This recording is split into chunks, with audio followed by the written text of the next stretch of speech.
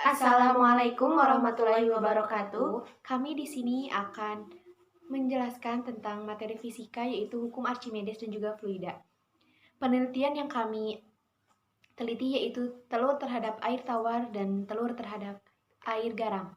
Sebelum kami menjelaskan tentang penelitian kami akan memperkenalkan diri terlebih dahulu. Perkenalkan, nama saya Nabila Alisa Setiadi dari kelas 12 IPA. Nama saya Kintari Salsa Nabila dari kelas 12 IPA. Sebelum kami menjelaskan ke penelitian yang kami teliti, kami akan menjelaskan dulu tentang pengertian telur, pengertian air tawar, pengertian air garam, dan juga teori hukum Archimedes dan juga teori fluida. Yang pertama yaitu pengertian telur dan yang lainnya akan dibacakan oleh rekan saya yaitu Kintari Salsa Nabila. Pengertian telur. Telur merupakan salah satu produk unggas yang memiliki kandungan gizi lengkap yaitu karbohidrat, lemak, protein, mineral, dan vitamin.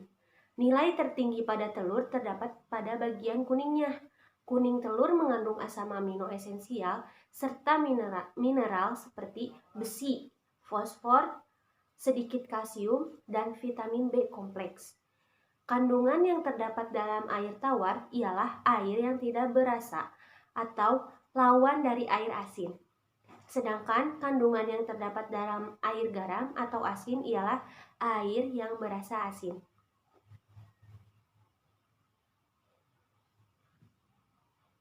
Sebelum saya menjelaskan lebih lanjut mengenai uji coba air tawar terhadap telur, saya akan menjelaskan teori tentang hukum Archimedes.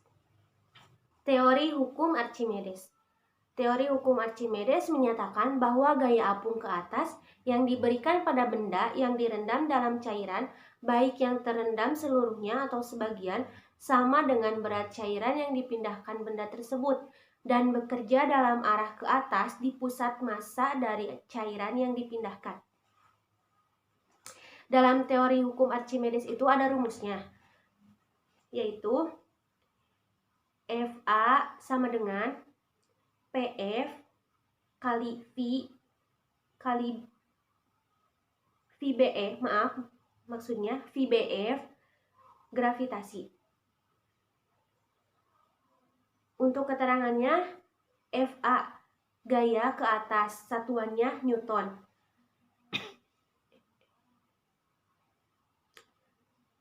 MF massa fluida, satuannya kilogram. G percepatan gravitasi, satuannya massa per second kuadrat. PF adalah massa jenis fluida, satuannya kilogram per meter kubik. VBF adalah volume benda yang tercelup dalam fluida, satuannya meter kubik. Untuk selanjutnya yaitu ada teori fluida. Fluida adalah suatu zat yang tidak bisa menahan tegangan geser saat keadaan hidrostatiknya. Yang dimaksud dengan zat alir ialah sebuah zat yang akan terus bergerak dan berubah secara terus-menerus atau kontinu.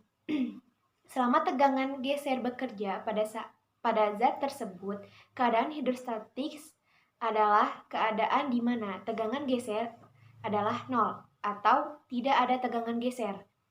Fluida kompresibel adalah fluida yang dapat dimanfaatkan karena memiliki jarak antar molekul yang lebih renggang sehingga dapat mengalami perubahan density. Untuk selanjutnya kami akan menjelaskan tentang hasil penelitian yang kami dapat, yaitu pengaruh air tawar terhadap telur. Oke, kita akan membahas lagi pengertian tentang telur ya. Telur merupakan salah satu produk unggas yang memiliki kandungan gizi lengkap, yaitu karbohidrat, lemak, protein, mineral, dan vitamin. Nilai tertinggi pada telur terdapat pada bagian kuningnya. Kuning telur mengandung asam amino esensial, serta mineral seperti besi, fosfor, sedikit kalsium, dan vitamin B kompleks. Kandungan yang terdapat dalam air tawar ialah air yang tidak berasa lawan dari air asin. Merupakan air yang tidak mengandung banyak larutan garam dan larutan mineral di dalamnya. Nah, tadi sudah dijelaskan tentang pengaruh air tawar terhadap telur. Selanjutnya yang kami teliti lagi yaitu pengaruh air garam terhadap telur. Saya tidak akan pernah henti-hentinya untuk memberitahu tentang pengertian telur. Telur merupakan salah satu produk unggas yang memiliki kandungan gizi lengkap, yaitu karbohidrat, lemak, protein, mineral, dan vitamin. Nilai tertinggi pada telur terdapat pada bagian kuningnya.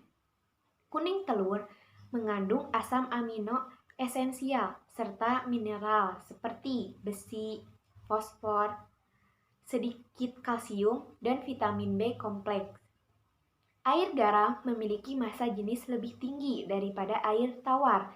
Ini membuat semakin mudah objek melayang di dalam air garam.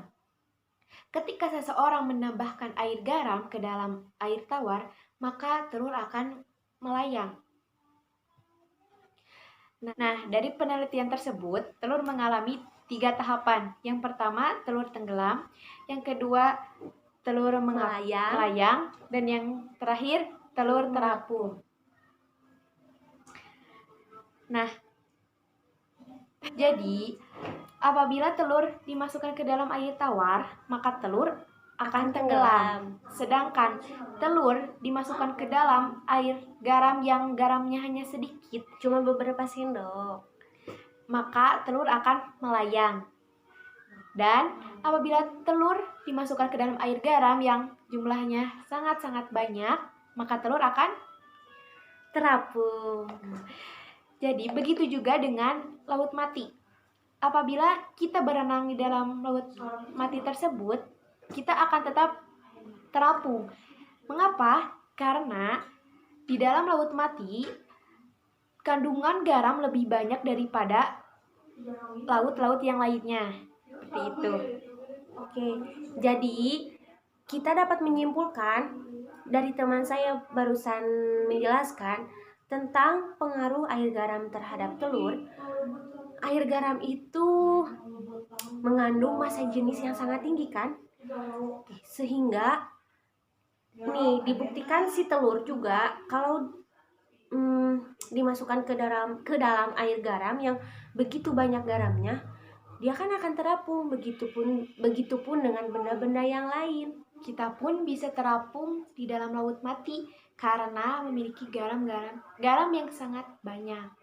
Dan massa jenisnya yang cukup tinggi mungkin ya. Tapi ingat, apabila kita berenang di dalam laut mati, kita tidak boleh lama-lama karena kulit kita bisa menyebabkan melepuh, jadi keriput kayak gitu. Nah, seperti itu. Jadi ada kelebihan dan ada kekurangannya juga massa jenis dari air garam tersebut.